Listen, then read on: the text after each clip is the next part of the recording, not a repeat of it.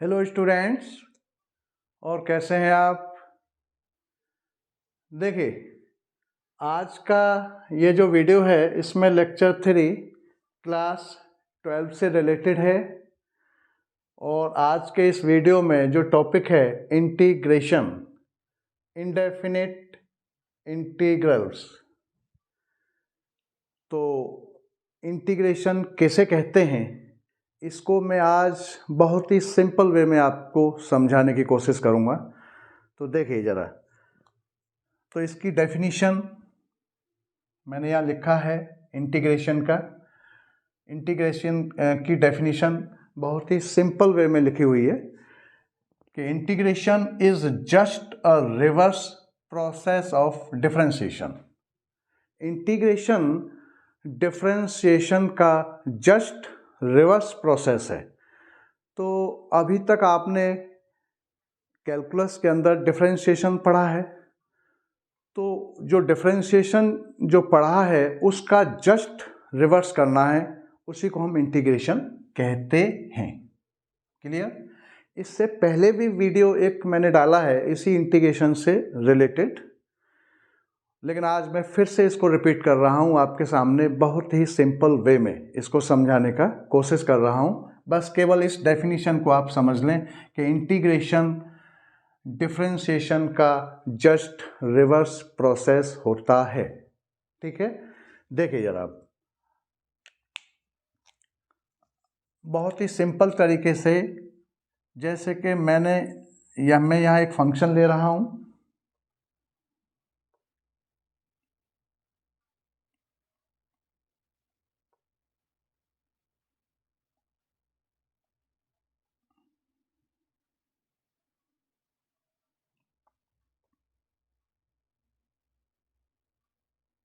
Capital F लगा लो यहाँ पर। सपोज करो ये कैपिटल एफ एक्स है, ये एफ एक्स और प्लस सी, ये स्मॉल एफ। यहाँ मैंने स्मॉल एफ यूज कर दिया फंक्शन में, यहाँ कैपिटल एफ। इसको देखिए जरा, ये क्या सिस्टम है। तो देखिए यहाँ पर बिल्कुल सिंपल तरीके से इसको समझ लीजिए कि यहाँ इसे हम साइन ऑफ इंटीग्रल कहते हैं, या इंटीग्रल साइन।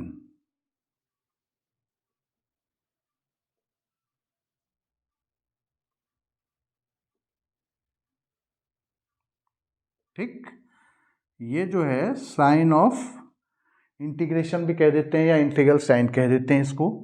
और ये जो फंक्शन है जिसका हम इंटीग्रेशन करेंगे, उस फंक्शन को हम इंटीग्रैंड कहते हैं, इंटीग्रैंड कहते हैं। ठीक, और इसके बाद जो इक्वल साइन से इधर वाला जो पोर्शन है, ये जो निकल के आता है रिजल्ट, इसको हम इंटीग्रल कहते हैं। इंटीग्रल भी इंडेफिनिट इंटीग्रल, क्या इंडेफिनिट इंटीग्रल लिख दीजिए इसको।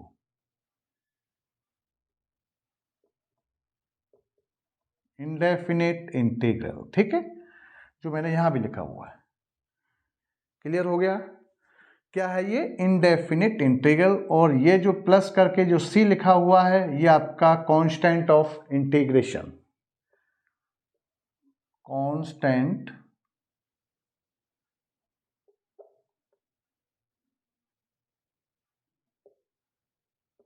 Of integration. ठीक, क्लियर हो गया होगा।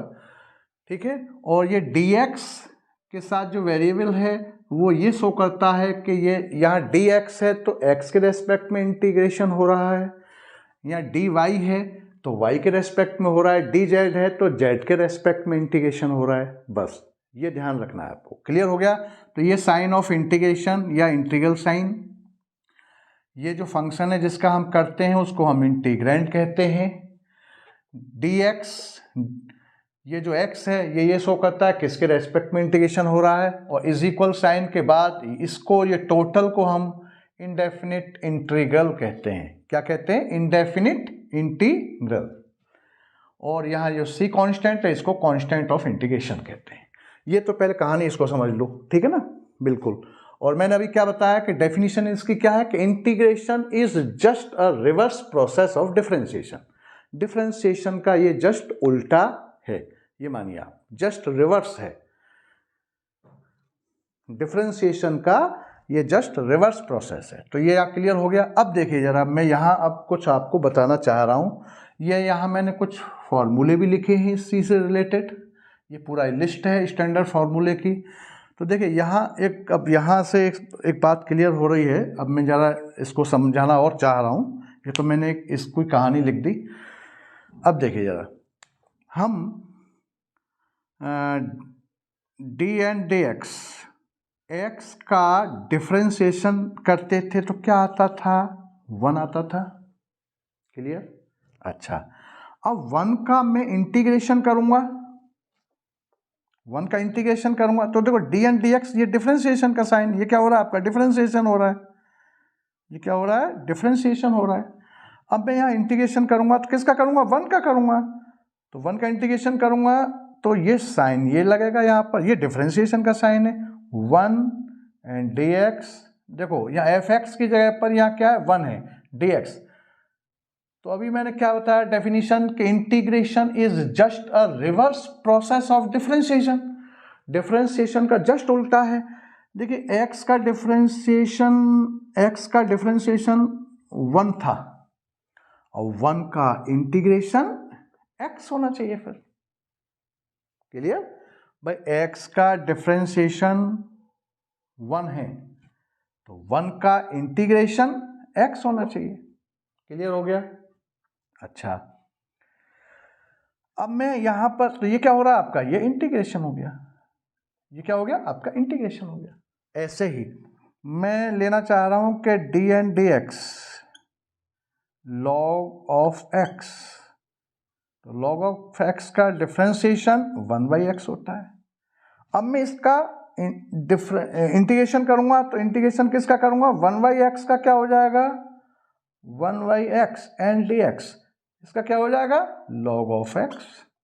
बस सिंपल, जो यहां हो रहा है देखिए 1/x का इंटीग्रेशन लॉग एक्स।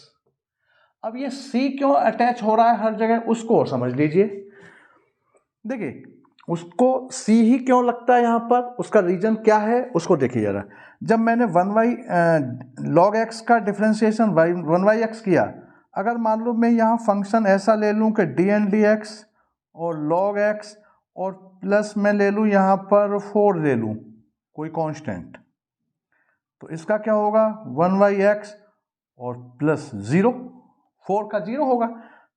आंसर क्या है आपका, 1/x आया। क्लियर? इसका आंसर 1/x आ रहा है।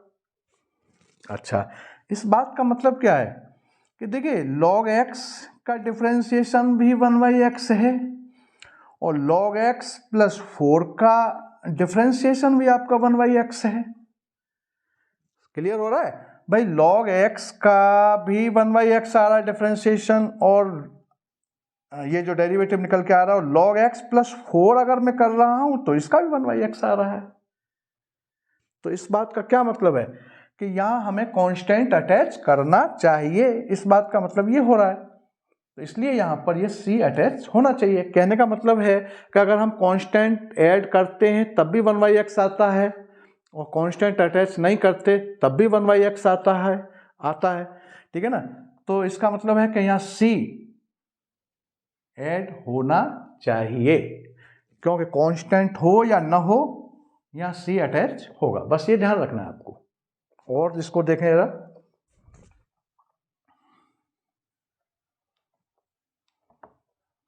इस बात को और ऐसे समझें सिंपल वे में।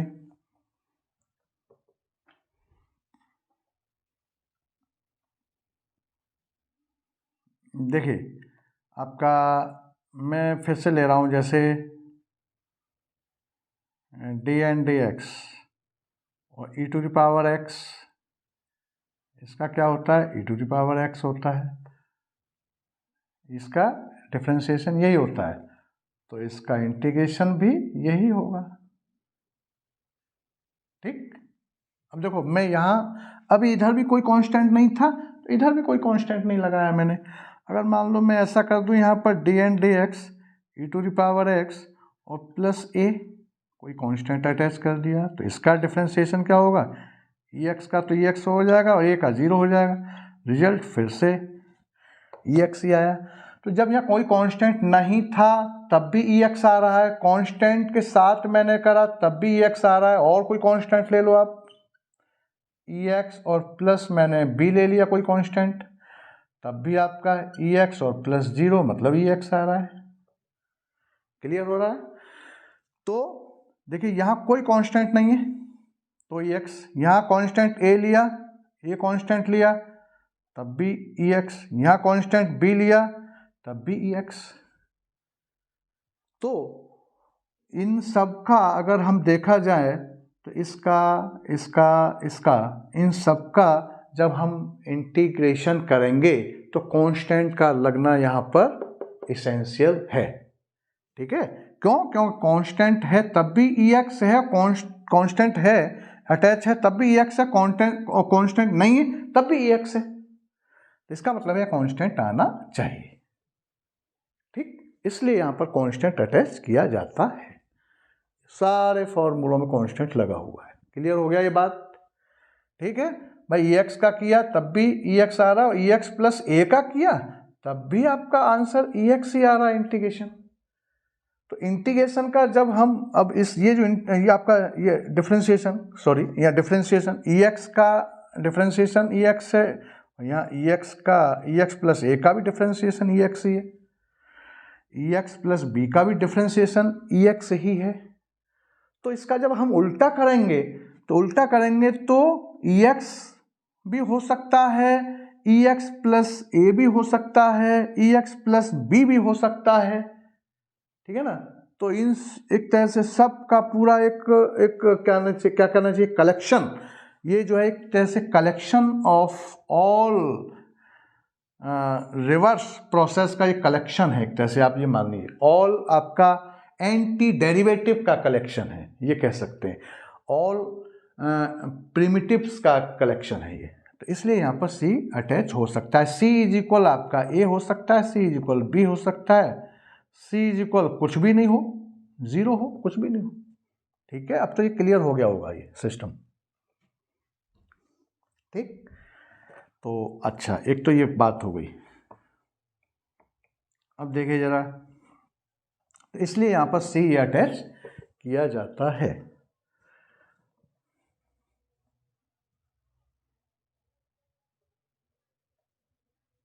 अच्छा, अब कुछ फंडामेंटल्स रूल हैं इसके, जैसे कि कुछ टर्म्स हैं एक साथ लिखे हुए हैं, जैसे कि साइन एक्स प्लस ई एक्स प्लस एक्स 4, ऐसा है कोई। ठीक है ना, एक टर्म ये है, एक टर्म ये है, एक टर्म ये है, इसका इंटीग्रेशन करना है with respect to X. X variable है, इंटीग्रेटिंग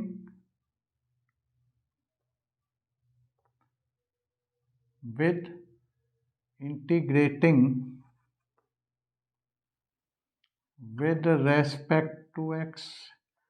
तो देखो हम साइन ऑफ इंटीग्रेशन लगाएंगे और ये साइन एक्स प्लस ई एक्स प्लस एक्स 4 और डी एक्स, वही आपका जो फंडामेंटल्स जो सिस्टम है इसका करने का। साइन ऑफ इंटीग्रेशन, यहाँ ये फंक्शन रहता है अभी जो मैं लिख रहा था, और D X is equal F of x और प्लस सी। ठीक, तो ये एफ ऑफ एक्स की जगह पे ये पूरा है, ये पूरा ये क्या है, एक तरह से F of x, capital F मान लो, चलो कैपिटल एफ ये दे रखा है पूरा। ठीक है, और ये डी एक्स एंड ये साइन ये लगना है इसके बीच में, यहाँ ये फंक्शन रहेगा और इसका फिर रिजल्ट जो भी आएगा वो लिस्ट से आएगा। ये लिस्ट हमने फॉर्मूलों की लिख दी है यहाँ पर। ठीक है, अब देखिए यार, तो अब मैं हर टर्म के साथ इसको अटैच कर दूंगा, साइन को, साइन एक्स और डी एक्स, ई एक्स और ये डी एक्स और x 4 and D x. Clear? अब देखिए जरा, अब आप इसको क्वेश्चन को कर सकते हैं। देखो sine x D x, sine x D x, इस लिस्ट को देखिए अब जरा, यहाँ पर आप इस लिस्ट को यहाँ देखिए। साइन एक्स कहाँ है, sine x sine x sine x sine x sine x, ये रहा साइन एक्स टी एक्स का क्या होता है minus cos x plus C, इसका हो जाएगा minus cos X minus cos X. E X का ये रहा, ई एक्स का ई एक्स ही होता है, e x x four n की जगह पे यहाँ क्या है फोर एक्स फोर, तो एक्स एन का क्या होता है x n plus one upon में एन प्लस वन, क्या हो जाएगा x four plus one upon में फोर प्लस वन और प्लस का सी कांस्टेंट। कांस्टेंट इन सब के साथ अलग अलग नहीं जोड़ना, एक साथ पूरा जो रिजल्ट है उसके साथ फिर एक साथ सी अटैच कर दो, ठीक है। तो ये इंटीग्रेशन के पूरा जो इंटीग्रल है, इंटीग्रल के बाद कांस्टेंट क्यों अटैच किया जाता है वो मैंने अभी पहले भी समझा दिया, ठीक है। अब इसको और समझने की कोई आवश्यकता नहीं है, क्लियर हो गया होगा कांस्टेंट क्यों अटैच हो रहा है, या ये क्लियर हो रहा होगा, ठीक है। माइनस कॉस एक्स प्लस ई एक्स प्लस एक्स 5 अपॉन में 5 और plus c, this is final answer. ऐसे हो गया ये क्वेश्चंस। अब मान लो मुझे ऐसे करना है कि कभी कभी क्या है कोई कांस्टेंट इनटू में दे रखा है, तो क्या करते हैं हम उसको समझ लें। जैसे आपका 4 इंटू एक्स 1/2 ये दे रखा है, मान लो 1/2 प्लस 3 साइन एक्स और प्लस और आपका ये 5, ऐसा है कुछ एक्सप्रेशन, इसका हमें इंटीग्रेशन करना है। या हमारा एफ ऑफ एक्स दे रखा है कोई फंक्शन पूरा, इसका इंटीग्रेशन करिए विद रेस्पेक्ट टू एक्स। तो इंटीग्रेटिंग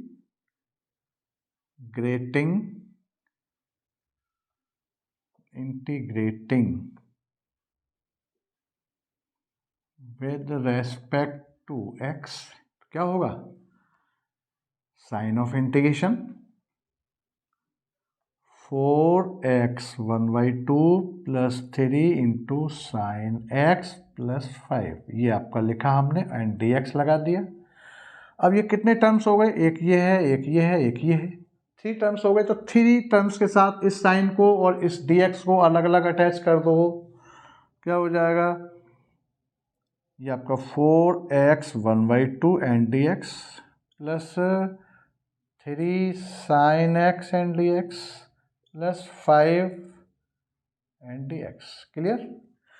अब मैं ये बताना चाह रहा था आपको कि अगर कभी कांस्टेंट जो है इस फंक्शन के जो वेरिएबल है, वेरिएबल के साथ ये इनटू में हो, जैसे यहाँ साइन एक्स है, साइन एक्स के साथ 3 क्या इनटू में है, यहाँ एक्स की पावर 1/2 के साथ 4 इनटू में है, अगर ऐसे इनटू में है तो उसको आप साइन ऑफ इंटीग्रेशन से बाहर निकालिए। कभी ऐसे अगर आए तो उसको बाहर निकालिए। तो देखो हम इसको ऐसे लिखेंगे, पहले ऐसे लिखेंगे 1/2 एंड dx, यहाँ 3 साइन एक्स एंड dx, और यहाँ प्योर कांस्टेंट है, यहाँ कोई वेरिएबल है ही नहीं, तो फिर एक प्योर कांस्टेंट है तो इसको भी बाहर निकाल दो। मैं समझाने के लिए कर रहा हूँ, फिर आगे आपको डायरेक्ट करना है इसको। तो 5 को बाहर निकालूंगा तो फिर ये अंदर क्या बचेगा, 1 तो बचेगा ना, क्योंकि 5 को मैं 5 इंटू 1 लिख सकता हूँ, तो इसको हम 5 इंटू 1 लिख के तो ऐसे इसको लिख सकते हैं। अब देखिए जरा, अब 4, अब देखो ये किससे मैच कर रहा है, ये वाला फंक्शन किससे मैच कर रहा है, इससे कर रहा है। देखिए जरा, ये लिस्ट लिखी हुई है, इस लिस्ट के अकॉर्डिंग देखें जरा, तो ये क्या होता है आपका, तो ये होता है आपका x 1/2 प्लस 1 अपॉन में 1/2 और प्लस 1, ये हो जाएगा plus 3 into sine x, sine x कहाँ है, ये रहा, क्या होता है माइनस का कॉस एक्स और प्लस 5। अब देखो ये कितना, ये पूरा का पूरा यहाँ से है 5 1 dx देखिए लिए मैंने लिखा है यहाँ पर 1 का, ये रहा 1 dx, इसका क्या होता है x होता है, तो यहाँ इंटू एक्स लिख सकता हूँ, और फिर लास्ट में हम कांस्टेंट अटैच कर देंगे इस पूरे के साथ एक साथ। तो ये आपका रिजल्ट एक तरह से ये हो गया 4, और ये x का पावर ये आपका 3/2, और ये भी 3/2 अपॉन में आएगा, ठीक है ना, 3/2 ही अपॉन में आएगा, तो मैं इसे अपॉन वाले को 2/3 लिख सकता हूँ, 2/3, और ये इंटू है यहाँ पर, ये क्या है यहाँ पर इंटू है, ठीक है ना। 3/2 को पलट देंगे और ये यहाँ माइनस का ये 3 और ये cos x और प्लस 5x और प्लस c, ये आ गया, और ये क्या हो जाएगा इंटू होके 4 2 जा 8 लिख सकते हैं, यहाँ पर डायरेक्ट लिख देता हूँ मैं आपके सामने, ये 8 हो जाएगा ये, ठीक, ये आपका आंसर हो गया, ऐसे आंसर हो गया ये। तो ये इस टाइप से आप कर सकते हैं इसको, क्लियर, ये है। तो कांस्टेंट अगर है, प्योर कांस्टेंट है, तो उसको कांस्टेंट को बाहर निकालो तो क्या बचेगा, यहाँ 1 बचेगा, 1 का क्या होता है, x होता है, क्योंकि x का डिफरेंशिएशन 1 होता है, तो 1 का इंटीग्रेशन x होगा, क्लियर, ये लिस्ट क्लियर हो जाएगा। यहाँ रिवर्स प्रोसेस बड़ा सिंपल, इंटीग्रेशन, इसकी डेफिनेशन क्या है, integration is just a reverse process of differentiation, और वो आपको इस लिस्ट में भी नजर आ रहा होगा, देखिए 1 का इंटीग्रेशन x है, तो x का डिफरेंशिएशन 1 होता है। देखिए 0 का इंटीग्रेशन 0 है, 0 का इंटीग्रेशन c है, कोई कांस्टेंट है, और कांस्टेंट का डिफरेंशिएशन 0 होता है कि नहीं होता है। देखिए log x का डिफरेंशिएशन 1/x होता है, 1/x का इंटीग्रेशन log x, बिल्कुल क्लियर नजर आ रहा है ये चीज। देखिए tan का डिफरेंशिएशन sec स्क्वायर होता था, tan का डिफरेंशिएशन sec स्क्वायर x होता था, tan x का डिफरेंशिएशन sec स्क्वायर x होता था। अब sec स्क्वायर x का इंटीग्रेशन tan x होगा। देखिए यहाँ पर sec x का differentiation sec x tan x होता था, तो sec x tan x का इंटीग्रेशन sec x होगा। सब क्लियर यहाँ दे रखा है, ये अभी स्टैंडर्ड फॉर्म है, ठीक है ना।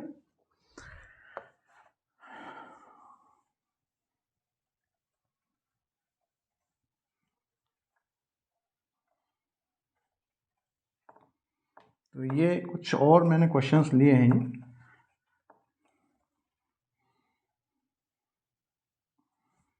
देखिए अब जैसे मैं और एक दो क्वेश्चन अलग से लेता हूं।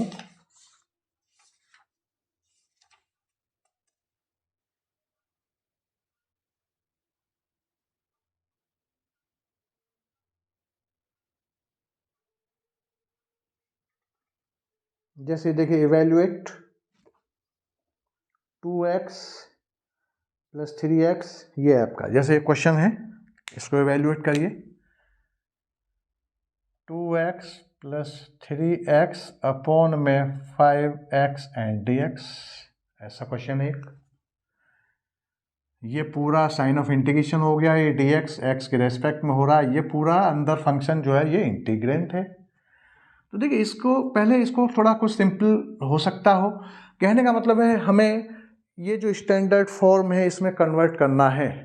कोई भी यहाँ इंटीग्रेंड है उसमें कोई आइडेंटिटी लगेगी या कोई ट्रिग्नोमेट्री का फॉर्मूला लगेगा, और उससे उस सिंप्लीफाई करने के बाद हमें इधर इस स्टैंडर्ड फॉर्म में इस इंटीग्रेंड को कन्वर्ट करना है। सबसे पहला काम हमारा ये है, कोई आइडेंटिटी या कोई अंदर उसमें ट्रिग्नोमेट्री का कोई फॉर्मूला है या कोई और कैलकुलेशन हो रहा है, इस इंटीग्रेंड जो है इसी को हमें सॉल्व करके इस स्टैंडर्ड फॉर्म में चेंज करना है और ये फॉर्मूले लगाना है। अभी स्टार्टिंग में तो ये काम करना है आपको, उसके बाद फिर सब्सटीट्यूशन से ये काम होगा। इंटीग्रेशन बाई पार्ट है, वो कई टाइप हैं इसके, वो आगे हम बताएंगे इसको, ठीक है।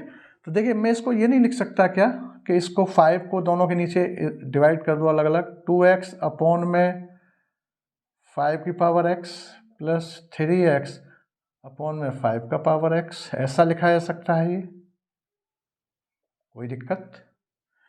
अच्छा ये हम इसको ऐसे भी लिख सकते हैं 2 अपॉन में 5 का पावर x एक साथ और 3 अपॉन में 5 का पावर x एक साथ, ऐसा भी लिखा जा सकता है ये, कोई दिक्कत आपको। क्यों, क्योंकि ये एक इंडेक्स का रूल है कि हम a अपॉन में b का पावर अगर x है तो मैं इस पावर को अलग अलग दोनों पर यूज कर सकता हूँ, ऐसा। तो ये लिखा हुआ था तो मैंने ये लिख दिया। देखें ज़रा, ये लिखा था, इसको ऐसे लिख दिया। अब ये फॉर्मूला बन गया, ये जो है स्टैंडर्ड फॉर्म में कन्वर्ट हो गया। ये पूरा और ये दो स्टैंडर्ड फॉर्म में किससे मैच कर रहे हैं ज़रा देखें। देखिए इससे मैचिंग हो रहा है, ये वाला ax। क्या है? ax dx का जो इंटीग्रेशन है वो ax अपॉन में log a प्लस c ये होता है। तो ax, तो a की जगह पर क्या रखा हुआ है? a इज इक्वल यहाँ पर 2/3 है और एक बार a इज इक्वल टू 3/5 है। बस ये दो चीजें लिखी हुई हैं। तो ये क्या हो जाएगा आपका इसका?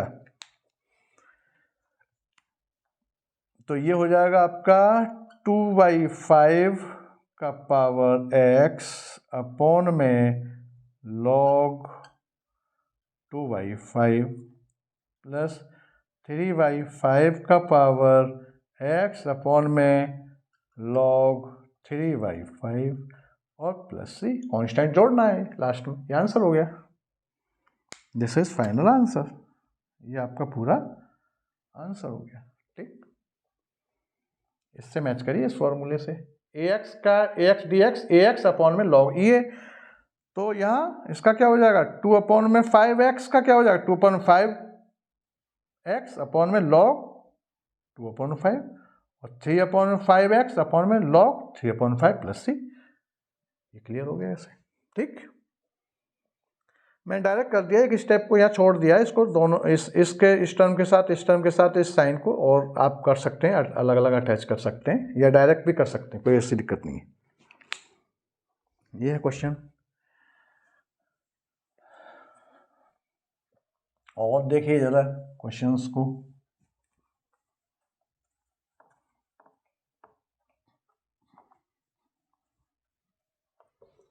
हम ये भी लिख सकते, जैसे एक दो क्वेश्चन है, क्या है कि ये आपका f डैश x, क्वेश्चन क्या दे रखा है?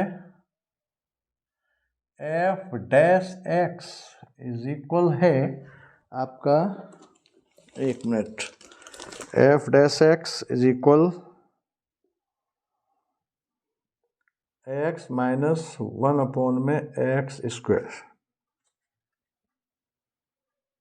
f dash x is equal x minus x square and, और क्या दे रखा है?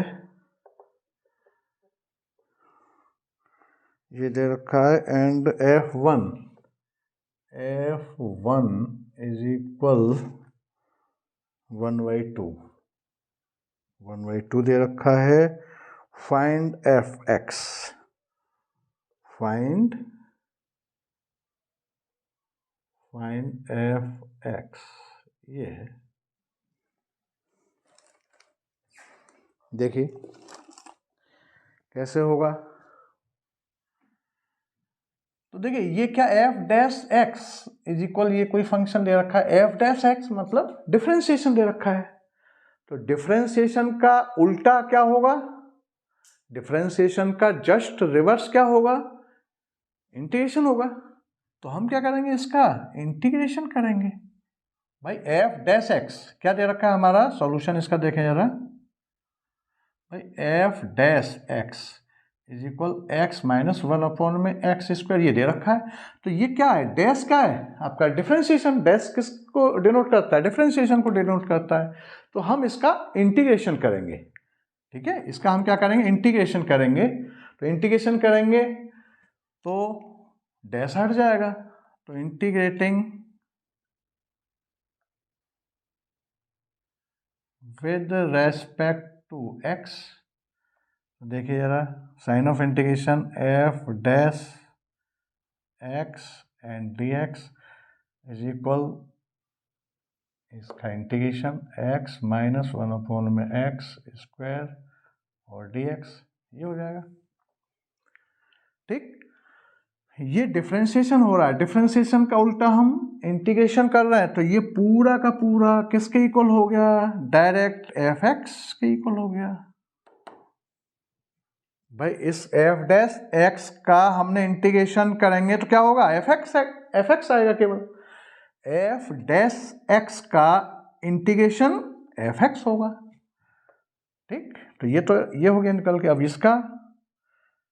इसको अलग अलग डिस्ट्रीब्यूट कर दो, एक्स डी एक्स माइनस, मैंने बोला वेरिएबल कभी नीचे हो तो इसको ऊपर ले जाइए, डी एक्स प्लस सी, कॉन्स्टेंट को आप पहले ही अटैच कर सकते, कोई दिक्कत नहीं है। F of x is equal, देखिए ये किससे मैच कर रहा है, कुछ नहीं तो पावर 1 होगा, ये वाला फार्मूला क्या हो गया, और यहाँ भी यही वाला फार्मूला, यहाँ भी यही लगेगा। देखिए यहाँ इस बात को मैं पहले भी बता चुका हूँ, 1 में कोई वेरिएबल है, वेरिएबल की पावर 1 के अलावा कुछ है, 1 के अलावा -1 है, या आपका 2 है, 3 है, या कोई फ्रैक्शन है, तो आप उसको ऊपर ले जाएंगे, इसको पूरे टर्म को आप ऊपर ले जाएंगे। जैसे एक्स स्क्वायर है तो मैंने ऊपर ले गया तो एक्स की पावर -2 करा और इस फॉर्मूले को लगाएंगे, नोट करें इस बात को। और अगर पावर यहाँ 1 है, जैसे कि 1 में एक्स पावर यहाँ +1 है, -1 की बात नहीं कर रहा मैं, +1 है, तो फिर आप ऊपर नहीं ले जाएंगे, तो डायरेक्ट फॉर्मूला ये वाला लगेगा, 1 में एक्स का log x होगा यहाँ पर, ये इस बात को नोट करें। 1 में x की पावर +1 है तो log x होगा, क्लियर। और 1 के अलावा यहाँ कुछ है, -1 है, 2 है, 3 है, या कोई फ्रैक्शन है, तो आप ऊपर लेकर के और फिर इस फॉर्मूले को लगाएंगे, क्लियर। इसको नोट करें, तो यहाँ क्या हो जाएगा, x 1 + 1 में 1 + 1 और -x -2 + 1 में -2 + 1 और प्लस सी, तो ये आपका f ऑफ x निकल के आया, x² में ये 2 हो जाएगा। और देखो यहाँ -1 बचेगा, -1 का कोई मतलब नहीं, माइनस माइनस ये प्लस हो जाएगा, और ये आपका 1 में x की पावर -1 हो रहा था, नीचे उतारने पर +1 हो गया और ये c आ गया, क्लियर। अच्छा यहाँ तक तो ये हो गया, क्लियर हो गया होगा यहाँ तक, कोई दिक्कत। अच्छा आगे वो एफ एक्स को फाइंड कराने की कह रहा है, लेकिन इसमें सी कांस्टेंट भी तो अटैच हो रहा है।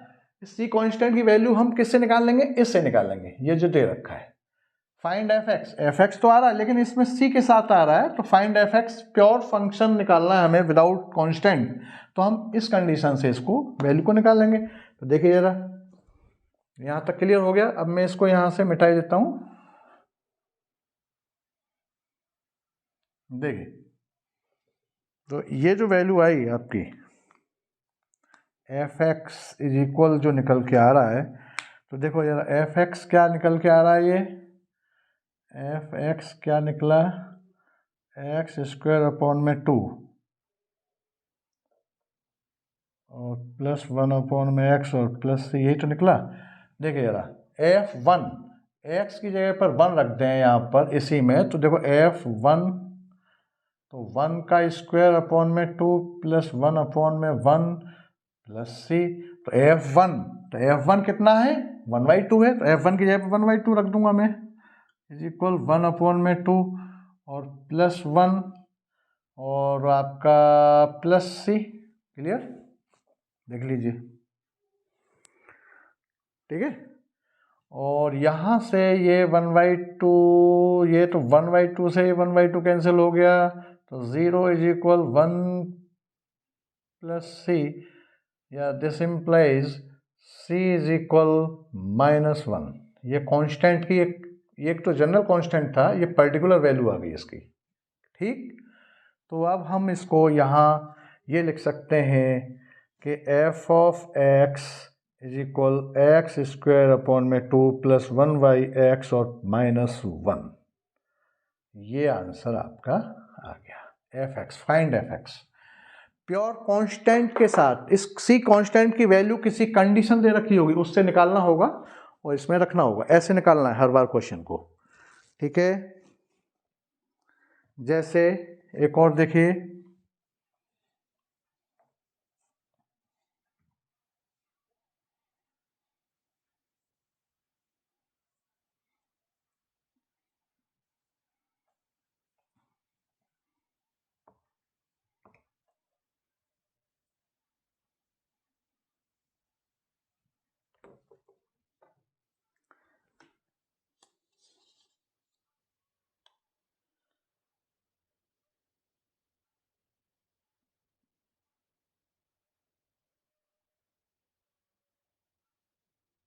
जैसे ये क्वेश्चन और है, जैसे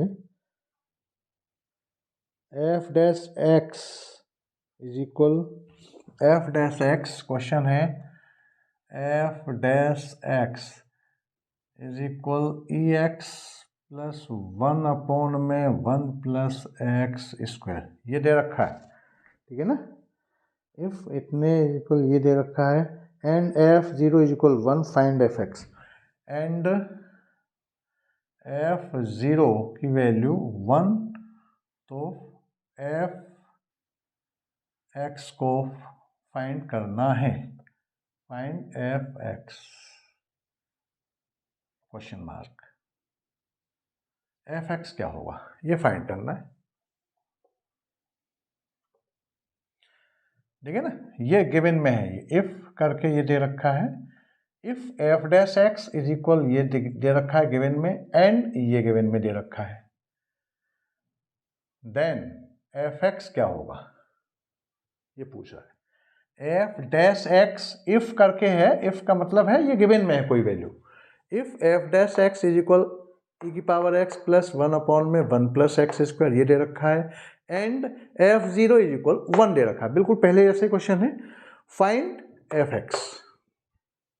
देखिए जरा फिर से इसको लेके चलें जो गिवन में है, F dash X is equal E x plus 1 में 1 प्लस एक्स स्क्वायर दे रखा है, ठीक।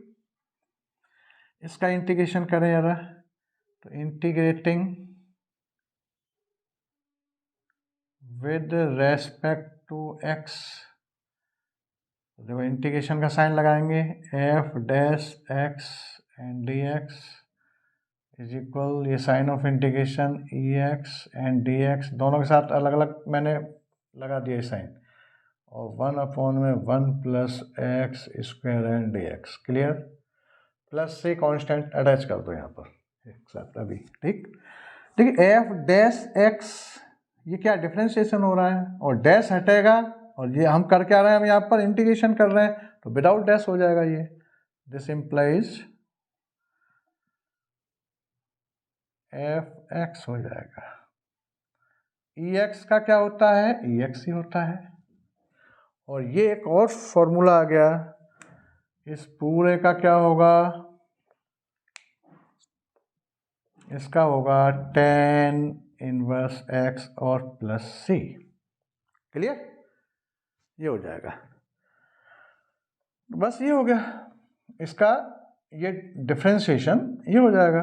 अब आप इसमें ये रिजल्ट आ गया यहाँ तक, लेकिन सी नहीं आया, सी की वैल्यू हमें पर्टिकुलर निकालना है, वो इस कंडीशन से निकलेगा, तो पुट x इज इक्वल 0, तो यहाँ पर आप इसमें वैल्यू रख दो, तो F zero is equal E zero plus tan inverse 0 और प्लस सी, तो एफ जीरो क्या है, एफ जीरो आपका 1 है, एफ जीरो आपका 1 दे रखा है, देखिए जरा हमने x इज इक्वल 0 पुट करा, तो एफ जीरो की वैल्यू क्या है, 1 है, तो 1 आपका ये क्या हो जाएगा, यहाँ पर e की पावर 0, ये भी 1 हो जाएगा, और tan इनवर्स 0 मतलब 0 हो जाएगा, और प्लस सी हो जाएगा, चेक कर लीजिए, एफ एक्स इज इक्वल, ये तो आया आपका, लेकिन ये जो आंसर आ रहा है वो सी के साथ, सी पर्टिकुलर वैल्यू सी की नहीं है, तो पर्टिकुलर वैल्यू सी की निकालने के लिए हमें ये कंडीशन लगाना पड़ेगा, एफ जीरो इज इक्वल